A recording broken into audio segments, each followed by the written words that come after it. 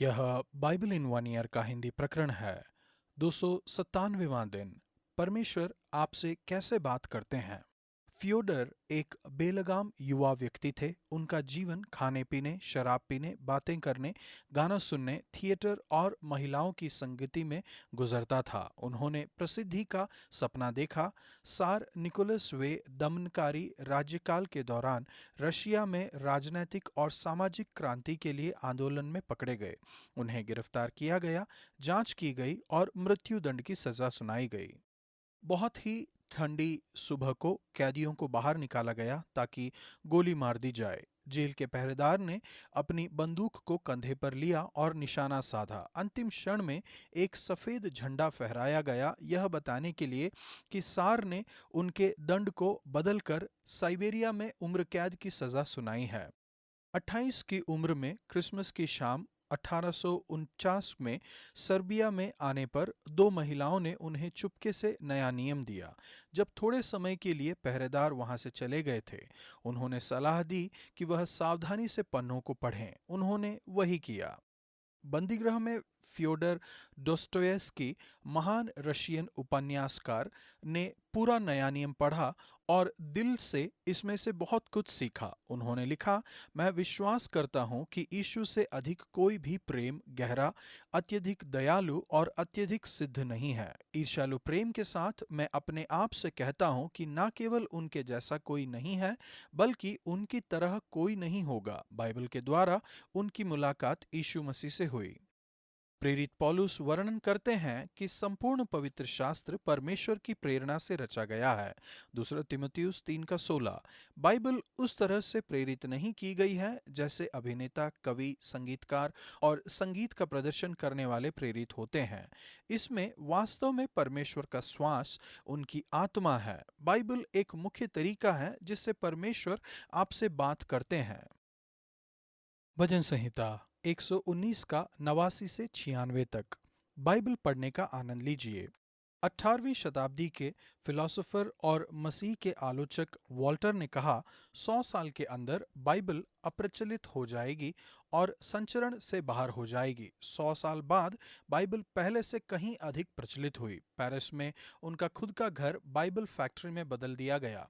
हर घंटे बाइबल का उत्पादन करते हुए जब हम बाइबल के प्रचार के बारे में सुनते हैं, यह याद रखना अच्छी बात है कि यह कुछ नया नहीं है। परमेश्वर का वचन अनंत है। बाइबल पर हुए सभी प्रहारों के बावजूद यह जीवित है। हे यहोवा, तेरा वचन आकाश में सदा तक स्थिर रहता है। तेरी सच्चाई पीढ़ी से पीढ़ी तक बनी रहती है। तूने पृथ्वी को स्थिर किया, इसलिए वह बनी है। बाइबल एक आनंद है। भजन संहिता के लेखक वचनों को मेरा आनंद कहते हैं जो उन्होंने पढ़े हैं। यह बात उचित है कि भजन संहिता में लंबा भजन वचनों के विषय में होना चाहिए। जब आप पर प्रहार होता है, तब परमेश्वर के वचन पर मनन कीजिए। दुष्ट मेरा नाश करने के लिए मेरी घात में लगे हैं, परंतु मैं आपकी चितौनियों पर ध्यान करता हूँ। जितनी बातें पूरी जान पड़ती हैं, उन सब को तो मैंने अधूरी पाया है, परंतु आपकी आज्ञा का विस्तार बड़ा है।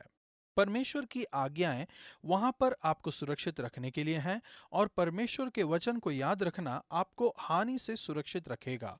मैं आपके उपदेशों को कभी न भूलूंगा, क्योंकि उन्हीं के द्वारा आपने मुझे जिलाया है। परमेश्वर मेरी सहायता कीजिए कि हर दिन आपके अनंत वचन पर मनन करूं और बाइबल में आनंद मनाऊं। नया नियम। दूसरा तीमुथियुस 3 का 1 से 17। जैसे ही आप पढ़ते हैं, यीशु को खोजिए। बाइबल यीशु के विषय में है और बचपन से पवित्र शास्त्र आपका जाना हुआ है, जो हमें मसीह पर विश्वास करने से उद्धार प्राप्त करने के लिए बुद्धिमान बना सकता है। पौलुस ऐसे एक समाज को लिख रहे थे जो हमसे अलग नहीं है।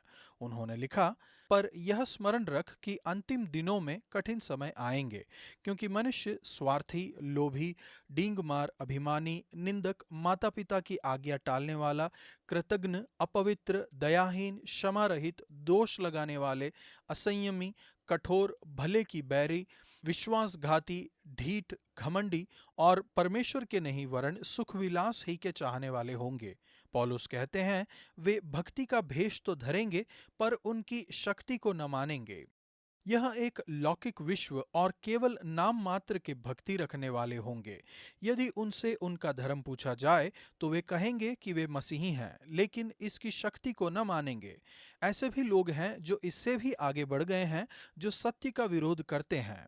आप अलग बनने के लिए बुलाए गए हैं। विश्व का दबाव मजबूत है, पौलुस लिखते हैं, किंतु तू वह अपनी शिक्षा, उनके जीवन जीने का तरीका, उनका उद्देश्य, विश्वास, धीरज, प्रेम, सहनशीलता, सताव, कष्ट की ओर इशारा करते हैं।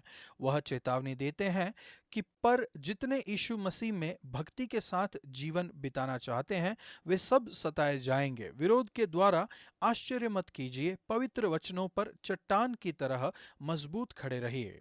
कुछ किताबें जानकारी देती हैं और सुधारती हैं, बाइबल बदलाव लाती है। एक आदमी ने अपने पास्टर से शिकायत की कि वह अपनी बाइबल नहीं पढ़ते हैं क्योंकि यह उनके काम में दखल देती है। जब पूछा गया कि उनका काम क्या था, उन्होंने जवाब दिया, मैं एक जेब कतरा हूं। बाइबल केवल आपके ज्ञान को बढ़ाने के लिए नहीं दी गई है, यह आपके जीवन को बदलने के लिए दी गई है। बाइबल का उद्देश्य है आपको मसीह के बारे में बताना। वचन जो तुझे मसीह पर विश्वास करने से उद्धार प्राप्त करने के लिए बुद्धिमान बना सकता है। यीशु ने कहा, वचन मेरे विश्वास में गवाही देते हैं, यूहन्ना 5:40। जैसा कि महान सुधारक मार्टिन लूथर कहते हैं, बाइबल वह पालना है जिसमें यीशु सोते हैं। हर वचन मसीह को बताता है। दूसरों की तरह बाइबल पढ़ने के द्वारा मैं मसीह में विश्वास करने लगा, लेकिन बाइबल से केवल आरंभिक विश्वास नहीं आता है।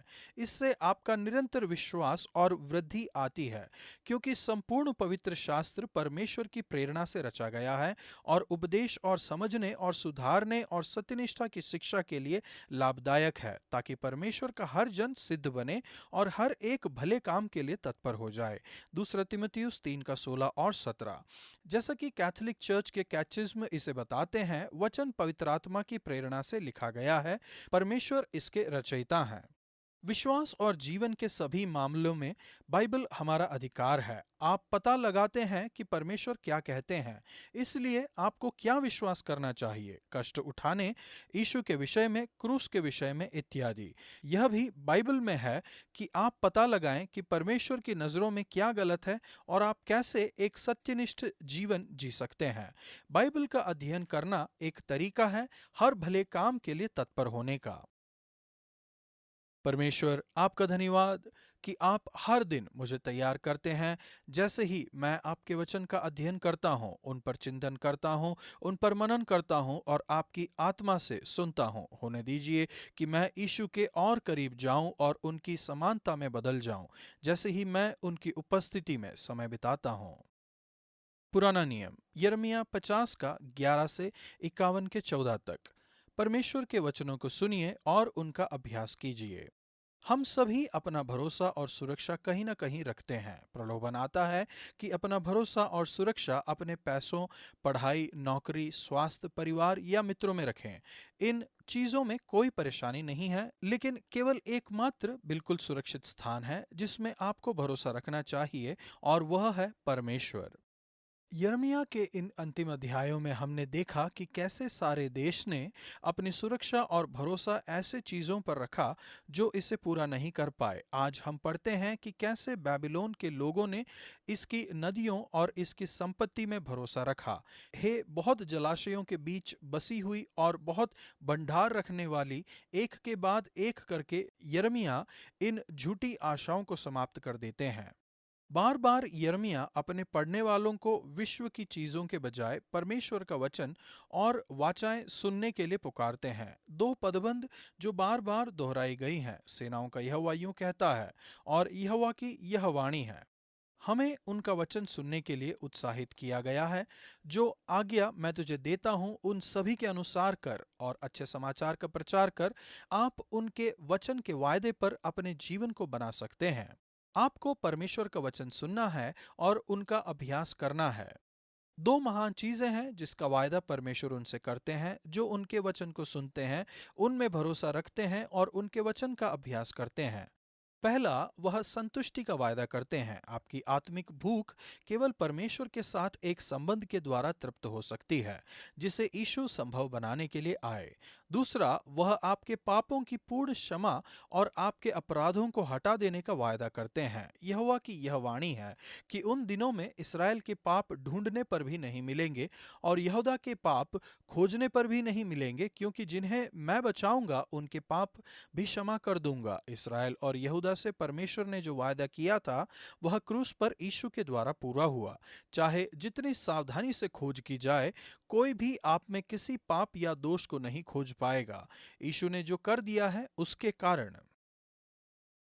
परमेश्वर, मैं आप में भरोसा करता हूँ। मेरी सहायता कीजिए कि हर दिन आपके वचन को सुनो, उनका अभ्यास करूं और आपकी उपस्थिति और आपके प्रेम में संतुष्टि पाऊं। और बचपन से पवित्र शास्त्र तेरा जाना हुआ है, जो तुझे बुद्धिमान बना सकता है। यह महत्वपूर्ण है कि बचपन से ही बाइबल पढ़ना और सीखना शुरू कर देना चाहिए। शुरुआत करने के लिए कभी कभी बहुत जल्दी नहीं है, यहाँ तक कि यदि जैसा कि हमारे पोते ने किया, वे पन्नों को खा जाते हैं। आज का वचन, हर एक पवित्र शास्त्र परमेश्वर की प्रेरणा से रचा गया है और उपदेश और समझाने और सुधारने और धर्म की शिक्षा के लिए लाभदायक है, ताकि परमेश्वर का जन सिद्ध बने और हर एक भले काम के लिए तत्पर हो जाए। 2 तिमोथियुस 3:16-17।